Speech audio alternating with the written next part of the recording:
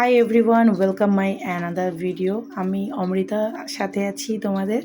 তো আজকে আমরা ভর্তা করব, আজকে কচুর গাঁঠি ভর্তা করব। আমাদের এদিককার মানে কেউ খুলনাতে হচ্ছে একটাকে কচুর গাঁঠি বলে, তোমরা কি কি নামে জানো আমি জানি না, তবে কমেন্টে জানাতে পারো।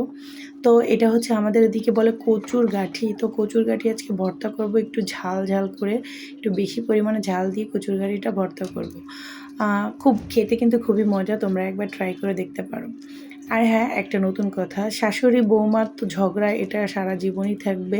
শাশুড়ি বৌমার ঝগড়া কখনোই শেষ হবে না, কারণ আজ আমি বৌমা থাকতে পারি, কিন্তু কাল হয়তো বা আমিই শাশুড়ি হব।